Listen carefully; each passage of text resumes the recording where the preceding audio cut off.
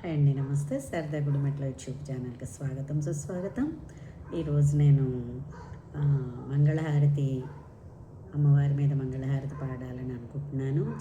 ఇది కూడా చాలా ఏంటంటే సులువుగా ఉంది. ఆల్రెడీ మీ అందరికీ తెలిసిన ట్యూన్లోనే ఉంది. అండ్ స్క్రిప్ట్ కూడా చాలా, సాహిత్యం కూడా చాలా సరళమైన దాంట్లో ఉంది. సో అందరూ కూడా, పిల్లలైనా పెద్దవాళ్ళైనా కూడా చాలా గమ్ముని విని నేర్చుకుని పట్టి పాడే బాణీలో ఉంది ఇది. So ready.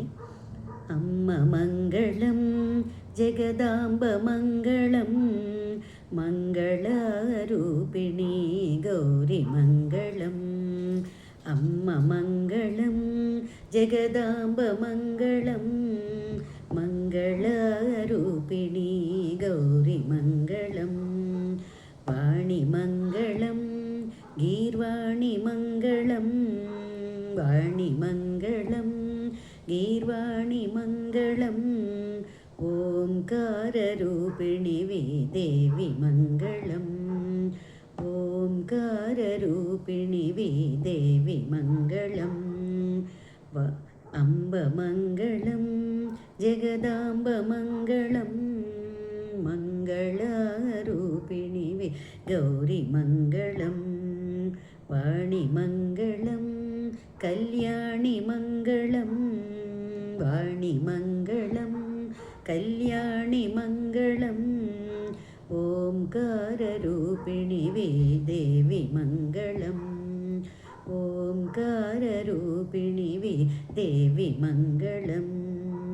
అమ్మ మంగళం, జగదాంబ మంగళం, మంగళరూపిణి గౌరి మంగళం.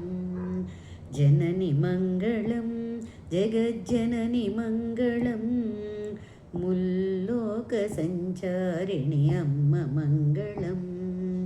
జనని మంగళం, జగజ్జనని మంగళం, ముల్లోక సంచారిణి అమ్మ మంగళం. అమ్మ మంగళం, జగదాంబ మంగళం, మంగళరూపిణి గౌరి మంగళం, మంగళరూపిణి గౌరి మంగళం, మంగళరూపిణి గౌరి మంగళం. అంటే మంగళహారతులు అంటే రేపు మనకి శ్రావణ మాసం వచ్చేస్తుంది కదా, అలాంటప్పుడు కూడా పాడిందే పాడకుండా వెరైటీగా తక్కువ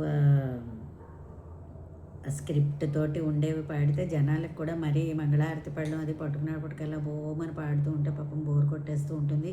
ఒక్కొక్కసారి అంటే మంగళహారతి అన్నది లాస్ట్ అంశం కదా, అప్పటి వరకు వాళ్ళు పీటల మీద కూర్చుని మనం జిడ్డుగా పాడేస్తూ ఉంటే ఎప్పుడవుతుందిరా వీళ్ళ మంగళహారతి అనుకుంటూ ఉంటారు. అందువలన కొన్ని సందర్భాల్లో అయితే మనం అలాంటి పెద్ద పెద్దవి పాడచ్చు.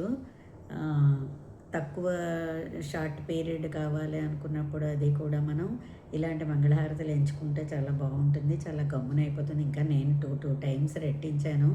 అలా కాకపోతే మనకి జస్ట్ 130 సెకండ్స్లో అయిపోతుంది.